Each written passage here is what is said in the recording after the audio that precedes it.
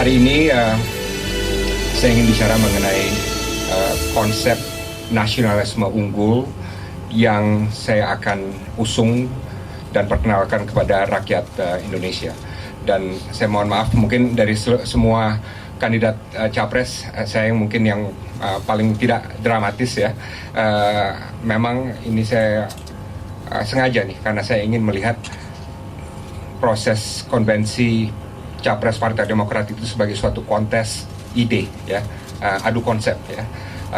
Dan ini yang saya ingin tekankan, makanya nanti jangan kaget kalau saya menjadi capres bukan hanya yang paling kere menurut orang, tapi juga paling minim atribut ya. Mungkin tidak akan billboard besar tidak akan Anda lihat mengenai saya, karena nanti saya akan lebih mengutamakan ide-ide atau konsep yang saya akan usung. Nah, ide apa itu? Pertama begini, Presiden 2014 nanti itu adalah presiden yang mempunyai posisi sejarah yang unik ya. Satu, dia akan mewarisi suatu era di mana untuk pertama kalinya dalam sejarah Indonesia sejak 1945, sejak kita merdeka, ada presiden yang turun melengkapi seluruh termnya ya, tanpa ada masalah nih ya. Kita lihat dari 6 presiden, Presiden Soekarno turun karena sidang Majelis Umum MPRS ya, setelah G30S. Presiden Soeharto lengser setelah Krismon. Presiden Habibie hanya sekitar setahun lebih ya. Setelah itu Presiden Gus Dur turun di tengah jalan. Presiden Megawati hanya setengah term ya. Presiden ini, Presiden SBY, presiden dari Partai Demokrat, adalah pertama kalinya seorang presiden Indonesia menyelesaikan termnya dengan normal selama 2 kali. Dan Presiden 2014 itu berbeda dari Presiden SBY 2004. Mengapa? Karena Presiden 2014 itu akan mewarisi Indonesia yang jauh berbeda dari, bukan jauh berbeda, tapi cukup berbeda dari yang diwarisi oleh Presiden SBY 2004 ya. Kondisinya tuh sekarang adalah kondisi yang relatif ideal ya, yang akan diwarisi oleh Presiden 2014. Apa itu? Indonesia sekarang telah menjadi demokrasi ketiga terbesar di dunia yang stabil ya, bukan hanya demokrasi asal demokrasi ya, tapi demokrasi yang stabil. Telah menjadi emerging economy. Dulu kita masih dipandang sebagai negara dunia ketiga. Saya nggak pernah suka dengan istilah itu. Istilah emerging economy lebih terhormat, dan kita sekarang berada di garis terdepan dari negara-negara emerging economies. Kita telah mempunyai demokrasi yang stabil ya, dan mapan ya, pemilu setiap 5 tahun dan lain sebagainya. Ekonomi kita sudah 1 triliun, pertumbuhan ekonomi kita nomor 2 tertinggi setelah Tiongkok ya. India pun sekarang di bawah kita, Brazil di bawah kita, Rusia di bawah kita. Jadi kita mewakili suatu era yang ini nih relatif baik gitu, ya. Kelas menengah kita terbesar dalam sejarah Indonesia dan terbesar di Asia Tenggara. Dulu sewaktu saya mulai masuk ke menjadi diplomat, menjadi pegawai negeri, hutang masih menjadi momok tuh, ya kan? Hutang menjadi momok dan membuat kita agak minder sebetulnya ya, karena negara yang berhutang itu selalu ada dampak psikologisnya ya. Nah, dibandingkan dengan Amerika, di mana tempat saya barusan pulang sebagai duta besar, 10 tahun lalu hutang Indonesia itu sekitar 100% dari GDP pendapatannya, Amerika sekitar 20%. Apa yang terjadi 10 tahun kemudian? Sekarang hutang Amerika sama besarnya dengan pendapatannya, sekitar 100%, 15 triliun. Hutang Indonesia menjadi apa? Sekitar 20% dari pendapatannya, terendah di antara negara G20. Jadi hutang nggak jadi momok kita lagi. Saya nggak minder lagi di luar memperjuangkan Indonesia. Dan bantuan asing, ya dulu bantuan asing menjadi porsi besar dari anggaran kita. Sekarang lihat berapa jumlah bantuan asing dalam anggaran pemerintah, kurang dari 1%, kurang dari 0,5%, ya kan? Jadi Indonesia sekarang adalah negara yang punya aset yang jangan bisa diremehkan, karena semua ini kita capai dengan kerja keras. Nah, Apa artinya? Artinya begini, Presiden 2014, siapapun dia, insya Allah, alhamdulillah kalau dari Partai Demokrat, tapi kalau bukan dari Partai Demokrat, siapapun dia harus memanfaatkan dan menggunakan aset-aset ini. Bukan merasakan aset ini sebagai saingan, ya, sebagai suatu yang negatif atau apa. Enggak, ini adalah aset bangsa, ya. Jadi ini yang harus pertama kali disadari oleh Presiden 2014. Apa yang sudah dicapai gunakan sebagai fondasi. Yang masih lemah, bangun fondasi yang lebih kuat dan ciptakan fondasi baru. Nah, sekarang tantangan kita adalah begini. Kita tadi sudah bagus. Sekarang apakah kita bisa hebat? Ya, kita bagus sekarang, ya. Tapi apakah bisa hebat? Jadi bukan lagi transformasi, tapi melakukan elevasi ke tingkat yang lebih berikutnya. Pertanyaannya sekarang, konsepnya apa, Pak Dino? Ya, elevasi itu apa tuh? Apa maksudnya? Visinya seperti apa? Menurut saya simpel, Pak. Indonesia di abad ke-21 harus menjadi demokrasi kelas menengah. Ya, apa? Demokrasi kelas menengah. Saya dalam pidato-pidato saya selalu merujuk pada Indonesia 45/21. Semangat 45, prestasi abad ke-21. Demokrasi kelas menengah ini mencerminkan Indonesia yang sama sekali berubah dari yang dialami tahun 1945. Apa maksudnya? 1945 kita belum demokrasi itu, ya, masih revolusi, ya, hak-hak rakyat dan lain sebagainya masih belum terjamin. Pemilu baru ada 1955, setelah itu tidak ada selama puluhan tahun pemilu yang bebas jurdil, ya. Dan kelas menengah nggak ada. Yang ada adalah lebih dari 95% orang miskin dan orang yang buta huruf. Right? Jadi yang kita capai, visi kita kalau bisa adalah ekstrim yang ekstrim yang berbeda tuh. Dari non-demokrasi, ya, menjadi demokrasi, dari kelas atau bangsa yang termiskin di Asia menjadi bangsa yang punya kelas menengah terbesar di Asia Tenggara. Itu visi saya, simple, demokrasi kelas menengah, ya. Nah, pertanyaannya sekarang bagaimana mencapai itu, ya? Bagaimana mencapai demokrasi kelas menengah, dan di mana ininya, titik di mana kelas menengah itu menjadi suatu hal yang bisa ditargetkan. Kalau menurut saya 70%, ya. 70% dari rakyat Indonesia sebaiknya masuk kelas menengah dan menyerapnya dari kelompok miskin, ya. Tapi nanti saya akan jelaskan hal ini, right? Apa yang harus dilakukan untuk menjadi demokrasi kelas menengah ini? Satu,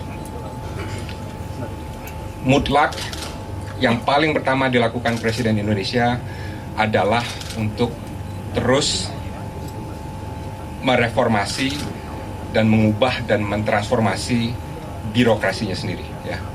Jangan lupa Presiden ini adalah ketua dari eksekutif, ya, bukan ketua parlemen, ya. Dan dia ada organisasinya, dan Presiden ini tidak mungkin bisa mencapai tujuannya kalau alatnya, ya, birokrasinya itu nggak matang, nggak pas, ya, nggak solid, ya. Nah, di sini sampai sekarang memang setelah puluhan tahun kita masih mengalami masalah, ya. The best and brightest, kita tahu sendiri, masih sedikit malu tuh, sungkan untuk masuk ke birokrasi, ya. Korupsi masih cukup banyak. Meritokrasi masih belum dominan dalam birokrasi. Dan kita tahu misalnya sistem penilaian pejabat, dan ini saya alami sebagai orang birokrasi sendiri, cenderung pro forma dan kadang-kadang asal-asalan untuk menilai siapa yang berhak naik dan lain sebagainya. Gaji masih cenderung rendah, kita masih mengharapkan orang bekerja atas dasar idealisme, ya, padahal sebenarnya idealisme plus, ya, yaitu plus apa, rewardnya juga harus ada dan lain sebagainya, ya kan? Dan inovasi masih lemah dalam birokrasi kita, ya. Kreativitas tidak didorong, dan lain sebagainya, ya. Jadi intinya menurut saya susah kita mencapai dari bagus ke hebat kalau birokrasinya masih belum diolah dengan baik. Jadi itu tugas utama dari Presiden, menata rumah dalamnya sendiri untuk menjadi motor dari reformasi. Kedua, kemiskinan. Ya, ini bukan hanya masalah Partai Demokrat, masalah Presiden SBY, ini masalah bangsa yang sudah lama. Nah, selama ini memang kita terpaku pada garis kemiskinan. World Bank itu kan $1.25 ya. Dan angka ini memang terus menurun. Nah, ini adalah angka kemiskinan absolut ya. Jadi kita patokannya $1.25 dan ini sekarang jumlahnya sudah belasan persen, 12%, 13% ya. Sekitar sana lah gitu, tergantung bisa naik bisa turun tapi sedikit ya. Menurut saya, kalau kita mau jujur melihatnya, terpaku pada angka garis poverty line ini, ya garis kemiskinan ini, nggak terlalu membuka wawasan kita mengenai tantangan kemiskinan. Mengapa? Karena kalau kita naikkan sedikit aja kemiskinan dari $1.25 menjadi $2, ya, tau nggak apa? Hampir setengah rakyat Indonesia berada di bawah kemiskinan, setengah, ya. Jadi bukan 11, 12, 13%, tapi setengah, ya, sekitar 40 berapaan persen, ya.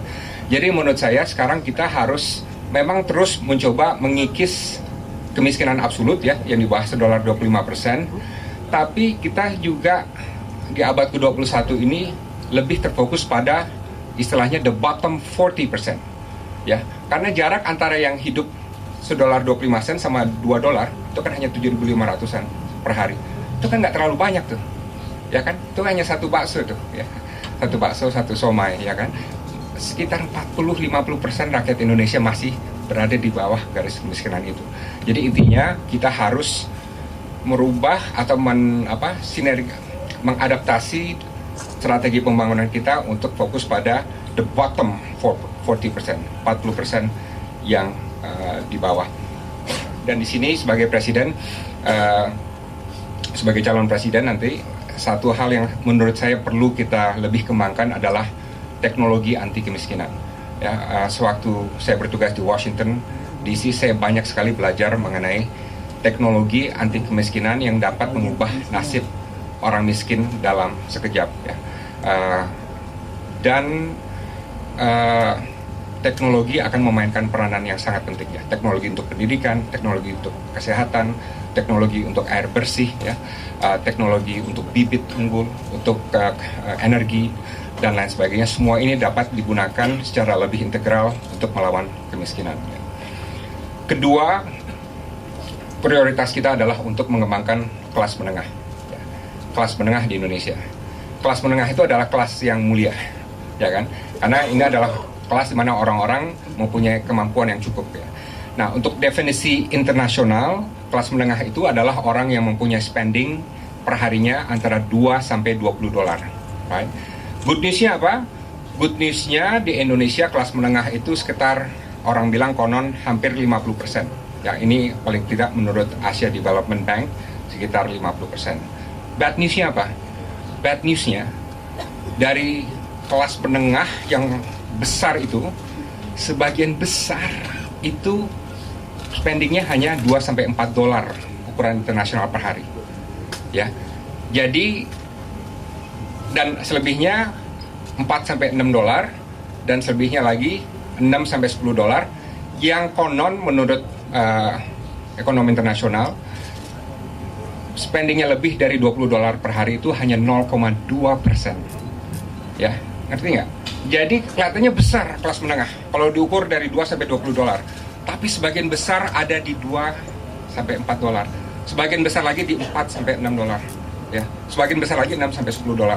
Ya. Yang di atas $20 per hari, mungkin bapak-bapak termasuk ya. Itu sangat sedikit. Jadi kelas menengah kita masih rapuh nih, masih berat di bawahnya ya.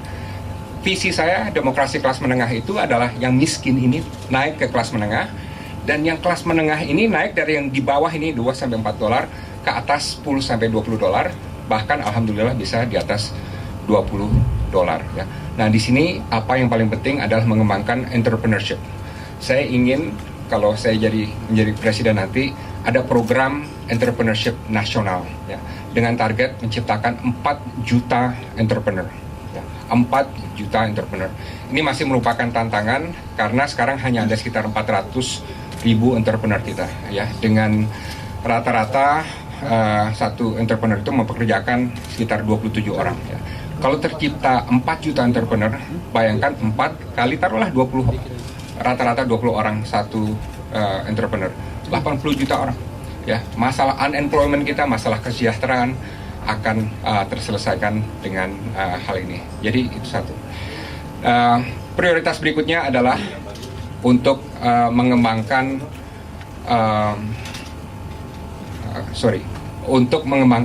swasta, right?